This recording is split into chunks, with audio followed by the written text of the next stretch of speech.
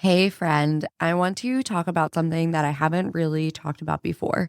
So, I just released an episode with somebody in real estate, and we were really talking about your home as a leadership tool.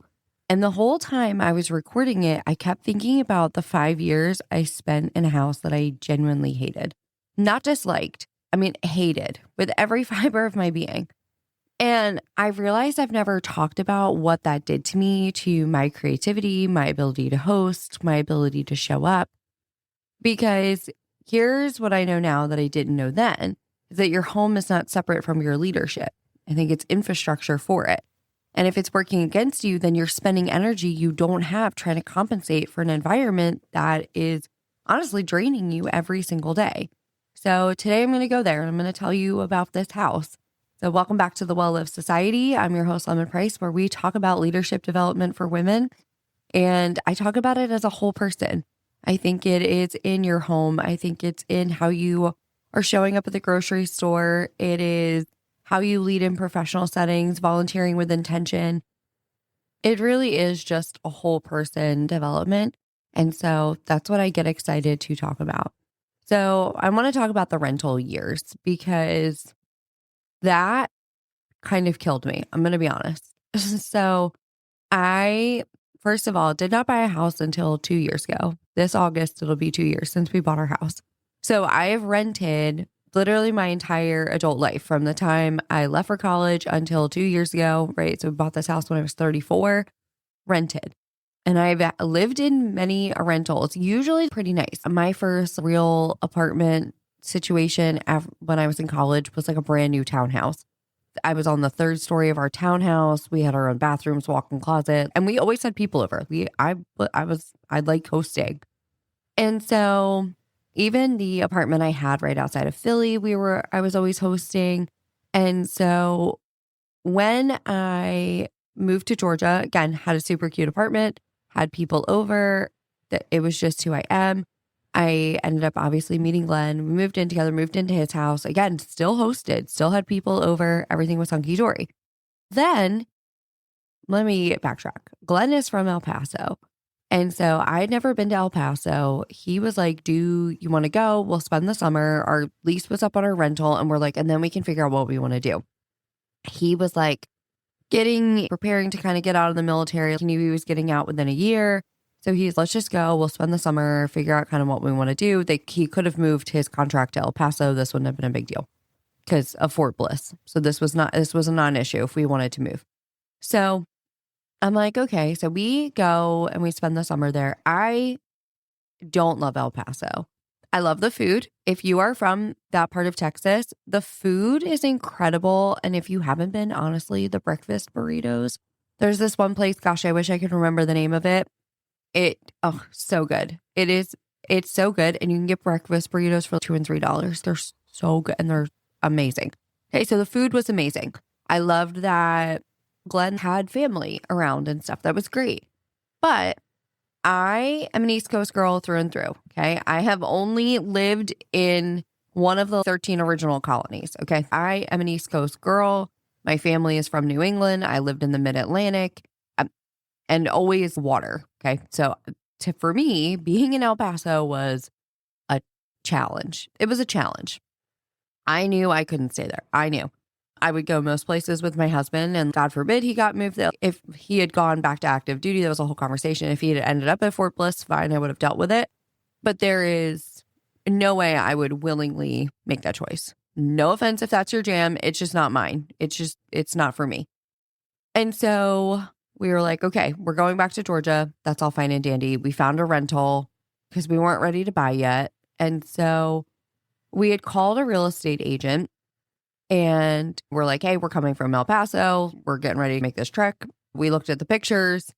She was like, fine. She was like, but I don't want you to pay a deposit or anything until you guys get here and can actually see it and make sure this works for your family.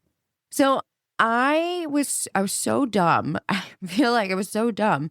I was like, okay, yeah, that sounds good. And it was like 4th of July week. So nobody's going to be in the office. Don't even stress. I'm like, okay, great.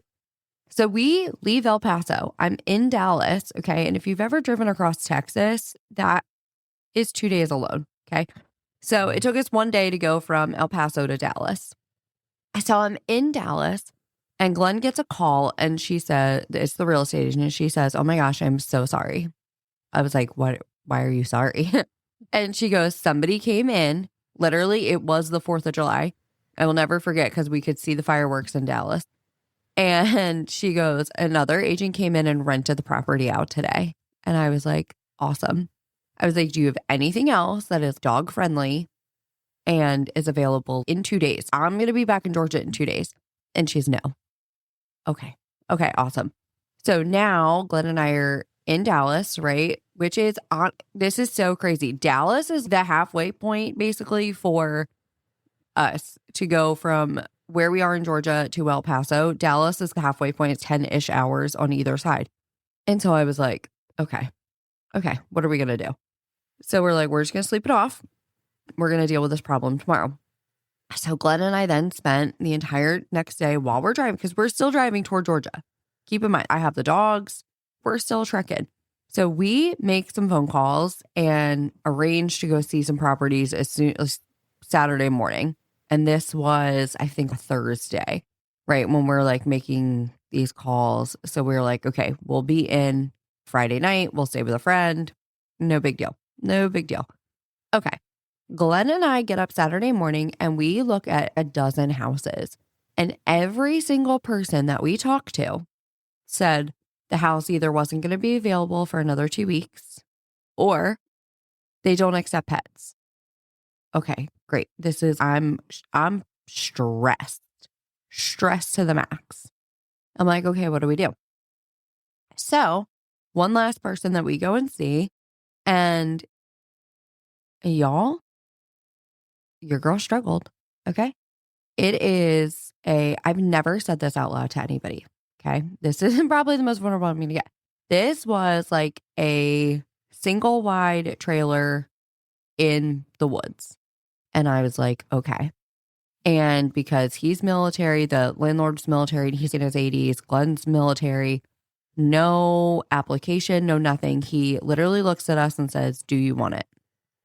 I don't have another choice. Yes, I will take it. And so we lived there for 5 years. Okay. It was small.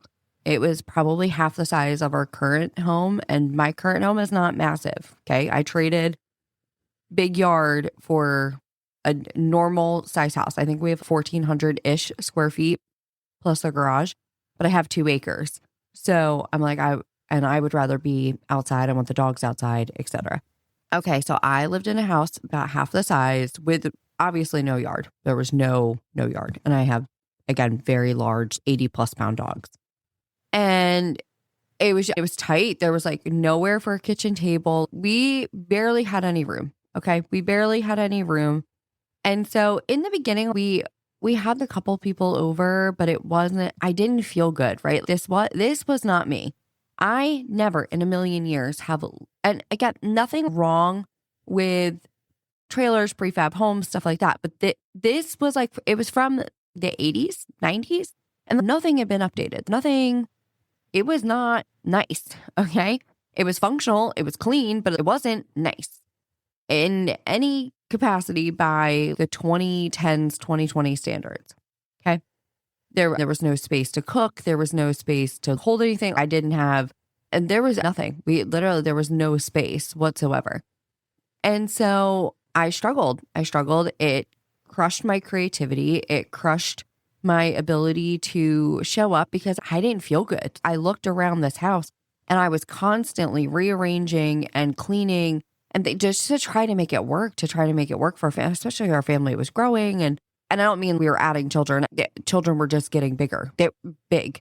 I have Glenn has 2 boys from a previous relationship, and he's the custodial parent. They're with us a majority of the time. They're with us, and they're big. They get very big, very fast. So I was like, I'm running out of space. I'm running out of room. I was so stressed all the time, and I didn't want to have people over. Right. So I couldn't host the way that I wanted to. And because of that, I feel like I really wasted 5 years building intentional relationships here. because I didn't want to have people over. I didn't join the junior league until I was under contract on my current house, because guess what? They send you mail. And I didn't want to put that address down because I was embarrassed because it didn't reflect me. It didn't reflect me. And maybe that's some work that I have to do on myself. But I struggled for a long time. And Glenn too. Glenn loves to host. And we didn't have anybody over at all. We didn't do things. I think my in-laws came. I could probably count on one hand the amount of time my in-laws came over. Now they're over constantly. And so being in a house that did not reflect me, and I'm not saying that my house now is not my dream home. So I don't want you to hear this and be like, I have to be in my dream home to host and lead. That's not true. I'm not in my dream home by any means at all. But I like this house. This house, I've done enough to make it my own. I've been here now 2 years. Like I said, in August, it'll be 2 years. And it's now starting to feel like mine, right? Last summer, I redid our master bedroom. That was like the thing I really wanted to do. I bought us a brand new bed. I painted the walls. I got window treatments, and I changed all of the furniture because all of the furniture that we had came from the rental. And it was a mishmash of Facebook Marketplace and of Glenn's old life and my old life. And we're trying to merge it all together. So nothing matched. Nothing was cohesive. And I was like, I just want one space that feels like us. And so I redid our bathroom first, or our bedroom, and it was such a game changer to do our bedroom because I'm like, I feel like I can relax at the end of the day, which also did something for my leadership to be able to feel like there was a space that was me and I felt good in it. But it really did take a toll on me to be in a space that I felt like I couldn't express myself, or I couldn't fully be who I am. And so I feel like I shrunk back a lot by being in a home that did not reflect me. And maybe you're in that space where you're like, I'm in a home that doesn't reflect me right now. And so it drained a lot of me. And so I think when I think about that rental, right, I did a lot to try to make it ours, right? To try to make it reflect who we were. I was limited, obviously, especially being in a rental, but there was small stuff that I could do, right? So the countertops were like that fake brown wood. I'm sure you know what I'm talking about. It's cheap wood stuff. And we called our landlord and I was like, how would you feel if I wrapped the counters? And he was like, okay, whatever you want to do. So I went and got literally contact paper and wrapped it in vinyl, a marbly looking countertop, white. It matched the cabinets. The cabinets were all white, so it wasn't off to do that. But I laid that down on the limited counter space that I had. And guess what? It made such a difference. It made me feel way more like myself because I could post pictures of bread that I was making, or, it didn't feel awkward when there was a photo behind me. And it was such an inexpensive fix. It was, like maybe $10 at Walmart. Like I didn't spend a lot, but just doing that did something to me. It made me feel more creative. It made me feel more like myself. And so I want you to know there's a difference between a space that reflects who you are versus who you're trying to become. And I talk about this a lot in like the Future You journal that we have. I'll link it in the show notes for you, but it's really taking a look at like, who are you today? Who do you want to become? And then how do we fill in the gap? And for me, like, I love cooking. I love cooking, which is so funny because I didn't grow up with anybody really like cooking around me. That was not normal. Maybe people were, but because I was an athlete, like I was always gone. And so I don't feel like we did nobody was cooking in the capacity that I'm cooking. And I'll not even make any fancy things, but nobody was really making dinner the way that I make dinner for my family now. And so I love being in the kitchen. I love providing good, like fresh, nutritious food. I like making something fun that is enjoyable. Like I remember Wyatt it was kindergarten, and I got a call from his teacher, Miss Taylor. She's Swedish. She's retired. And she called me on like, I don't know, like a Friday or something. And she was like, hey, Wyatt's going to be student of the week next week. We let them bring a snack in one day, usually like the following Friday, for like a treat for the class, and it's, something special for them. And she's like, most kids, they bring granola bars or like a pack of cookies or something like that. I'm like, okay, perfect, perfect, perfect. So I asked Wyatt, I'm like, Wyatt, what do you want for your snack? And of course, like this kid watches the Food Network with me. Like for his 6th birthday, he told me he wanted bacon wrapped filet mignon. I was like, okay, at 6. So I asked him, I'm like, what do you want me to bring in for your snack? And I'm really hoping it's going to be something simple. No, no, no. He says that he wants vanilla cupcakes that are strawberry filled with a strawberry buttercream. Okay. And I was like, you want like strawberry, like buttercream in the middle? Like, what are we talking about here? And he goes, no, I want like strawberries. Like I want whole strawberries in there. Okay. So it takes like 3 days to make these cupcakes that I bring to school. And of course the teacher was floored. She was like, literally in like the 20 years I've done this, like everybody just brings like granola bars. And I was like, well, I don't know. This is what he wanted. But it's who I am. So even though I was in a space that didn't feel like me, I still had to find ways to express myself to maintain my sanity. And so I really want you to find a way to make your space yours. And so another like prime example here is this house that we bought. I hated the front landscaping. There was nothing wrong with it. I just didn't like it. It wasn't me. Didn't feel like me. And so this past October, I ripped all of it out. We spent a Saturday digging up every single solitary plant and throwing it away. Like we have a Tundra too, and then a trailer. And I filled the entire back of the Tundra and the trailer of stuff and took it to I ripped literally all the landscaping out. And now we redid the front and it's so good. And it didn't cost me a lot. I haven't put any plants in yet. But what we did do is like I put down like landscape edging. Okay. And we changed the way the front edge actually came out. Like we made them symmetrical now, which I like it symmetrical. So we did that. I got landscape edging, which by the way was so much cheaper to get on Amazon than it was at Lowe's. For the same, I got 2 packs of the landscape edging that I wanted for what 1 pack would have cost me at Lowe's for the same exact stuff. So like I did that, spent a whole Saturday laying out landscape edging. Then I put down cardboard I pulled up most of the weeds, then put down cardboard, got mulch. I got mulch so cheap. Again, it was $2 a bag at Lowe's. So like I think I maybe spent like $40, maybe it was like $100 total to like redo the whole like frontage. And I don't even have plants in yet. And everybody's like, my gosh, it looks so good. It's so clean. It's so nice. I'm like, thank you.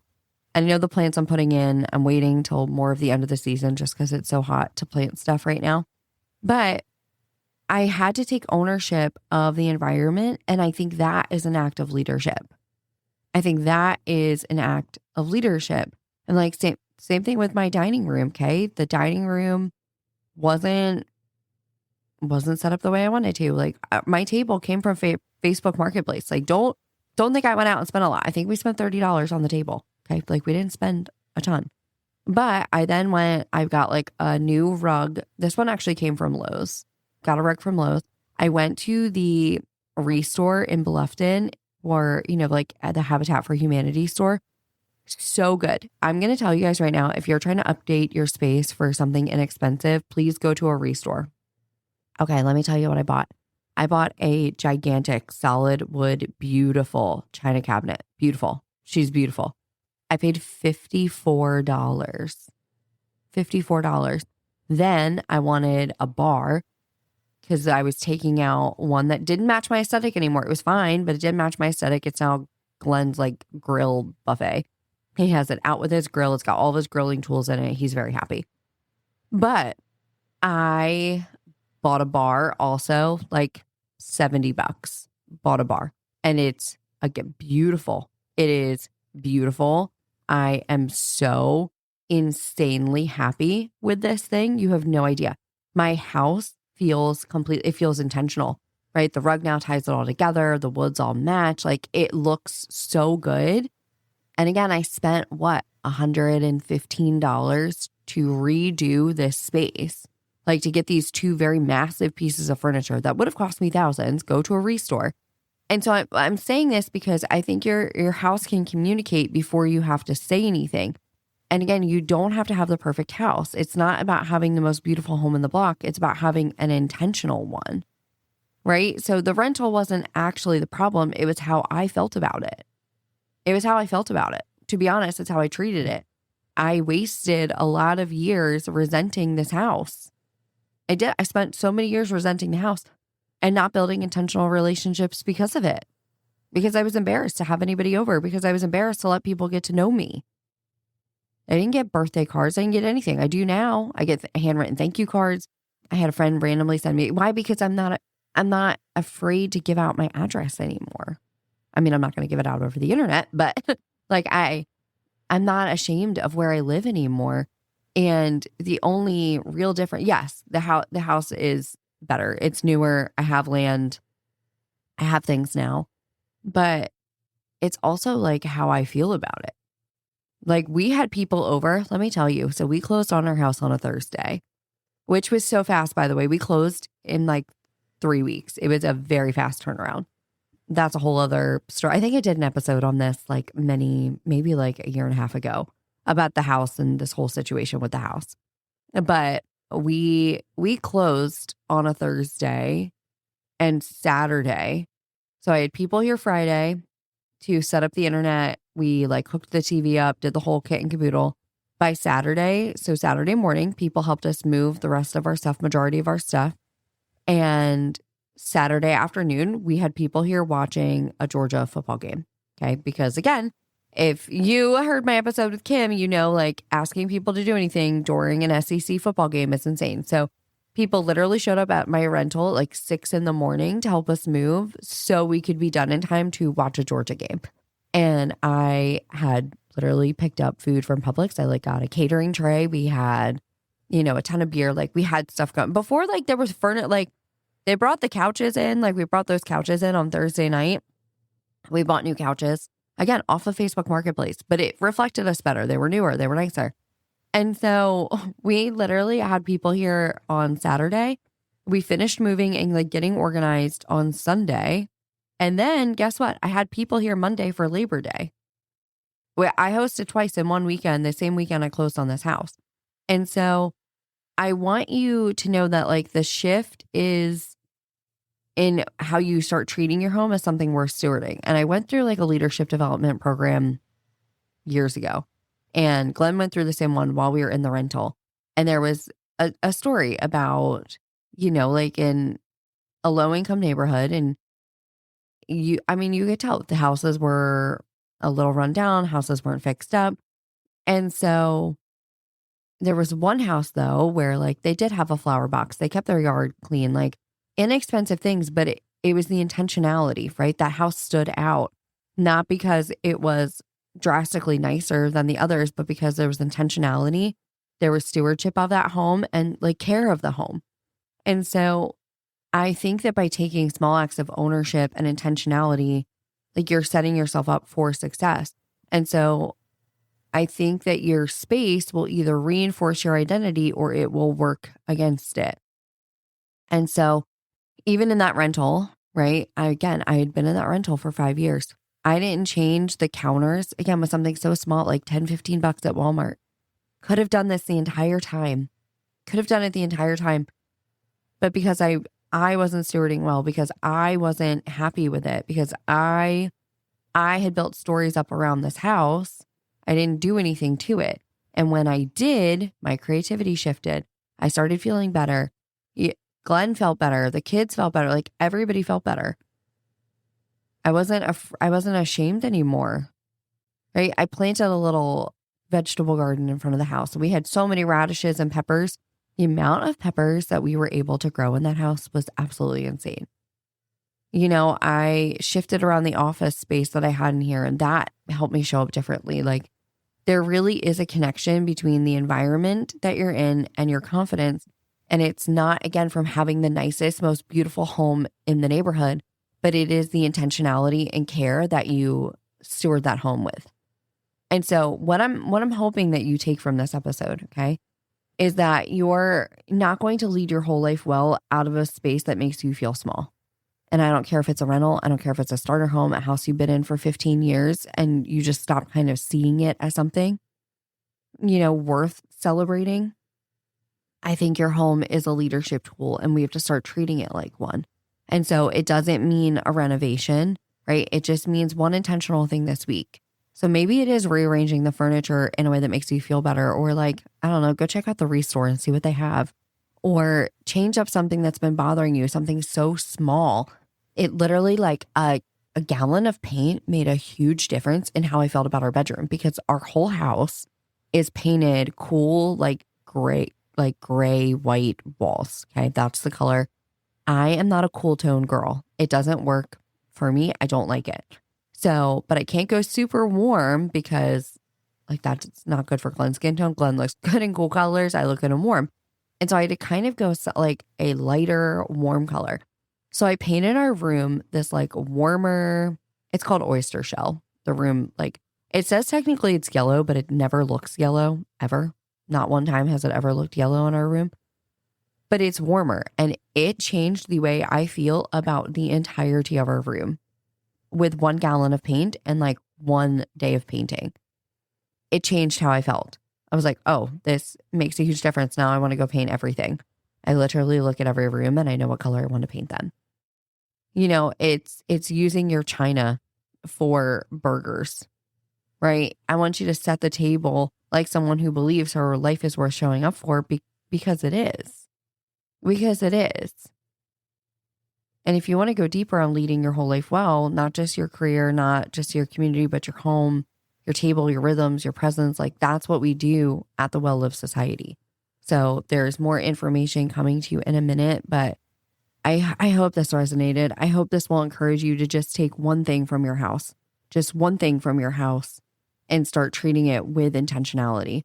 Maybe it's just getting, I don't know, like $2 gallon buckets at Lowe's. That's literally what they are. They're $2 for a gallon size bucket. And just planting some flowers, or I don't know, peppers grow really well. I'm going to tell you, peppers grow so well. If you like peppers, like we have like 10 varieties outside right now. Go grow some peppers because my husband's going to make salsa, and then I got to pressure can it. So he has fresh salsa every week. We're literally making like the little mini mason jars, like the tiny ones. I'm making 52 of them. So that way he has enough salt, like fresh salsa every single week for the year. Whatever, that's fine. So I really want to encourage you to just do something small. It doesn't have to cost a lot. It doesn't have to be a big dramatic thing. But I do want you to think about like what in your house is not communicating who you are, and how can you take one intentional step to let your home reflect who you are.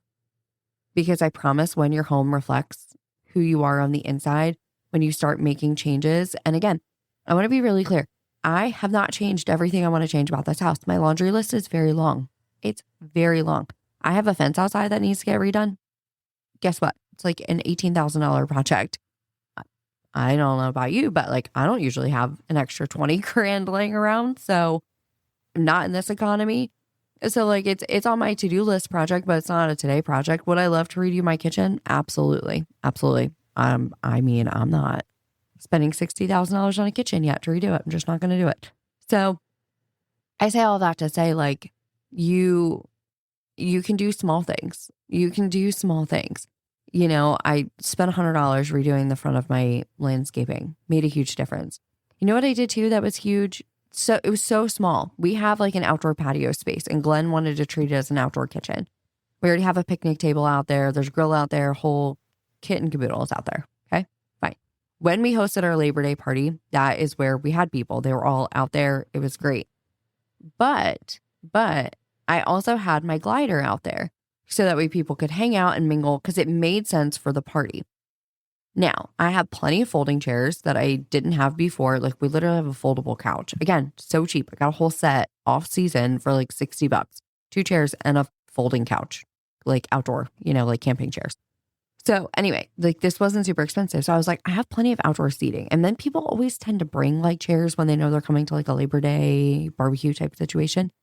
So I was like, why don't I move the glider up front? And I did. I put it on my front porch. I put like 2 fake topiaries outside and my porch goose. And then I picked up 2 like outdoor throw pillows. Changed the entire look off my front. changed the entire look. Moving the glider from the backyard to the front yard was a game changer. Game changer, changed my whole porch. Now I sit outside with coffee in the morning all the time and listen to my birds because I put bird feeders up, and it is so peaceful. Or Glenn and I will sit out there at night and we'll, we'll have a drink and just hang out, or like cup of decaf coffee because I'm old. But that was free. I literally moved it from the backyard to the front yard, and it changed the way the front of my house looked. So this doesn't have to be expensive. But I want you to be intentional about your home so it reflects who you are as a leader, as a woman, as somebody who is making a community impact. So I will talk to you all next week. Toodaloo, my friends.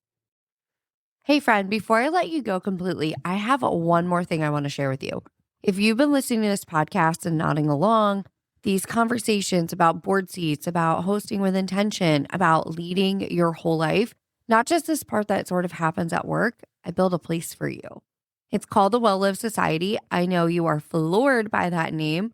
It is a membership community for ambitious and civically engaged women who are done operating in silos, because I truly do believe that leadership is a whole life experience.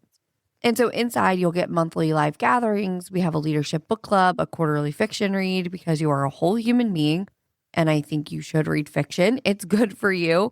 We'll do weekly Q&A calls with me. We have quarterly tools and templates that you're actually going to use. There will be a private community of women doing this exact work. And you'll have 2 of my AI planners, which I'm really excited about. One is about hosting. So I tested this. It is literally all of my hosting tips uploaded into one space. And so whether you're planning Sunday dinner with your in-laws or you are planning Christmas dinner for 20 plus people, this can walk you through it. It menu plans. It helps you figure out the timeline. It gives you a shopping list. Like you can pick your grocery store and tell it like your budget, and it will help you figure this out. Tablescape ideas, how to actually prep and cook everything so it comes out hot and ready. Ideas on Tablescape, like literally all of it's there. And it also asks what worries you about hosting this, so it can walk you through how to handle that situation also. It's so good. It's included in the membership, or like I said, you can get it as a standalone. And then I also have the Macmillan framework. And if you've ever done program evaluation for a nonprofit, this thing is the best. It was developed at Wharton, which that's like an Ivy business school. It was developed at Wharton, and this is what very expensive consultants use to figure out whether a program your nonprofit is running is worth you continuing to run, and where there's growth or divestment or any of those things. This will do that. I ran this through, I built it out. Again, took everything I've learned from graduate school, not just in this framework, but what I've learned doing other classes in graduate school, built this out and ran several nonprofits that I'm a part of through it, and got really good, unique insight for each of them. And I even changed whether I was like a prospective board member or I was the executive director, and the output was different for each of them, which I thought was really great. So again, it's included, or you can get it as a standalone.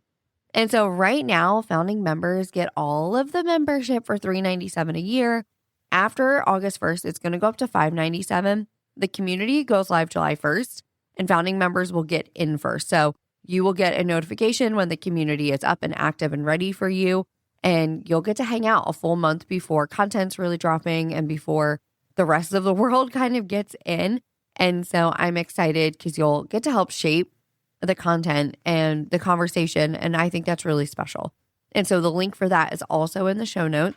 And then one final ask. If this podcast has added anything to your life, will you please leave a review? The algorithm likes it. It takes 2 minutes of your time, and it literally changes how much the algorithm wants people to find the show. And so I would appreciate it. I know the women that and the women who will find the show will appreciate you doing that. So thank you so much, and I will see you next time. Toodaloo, friends.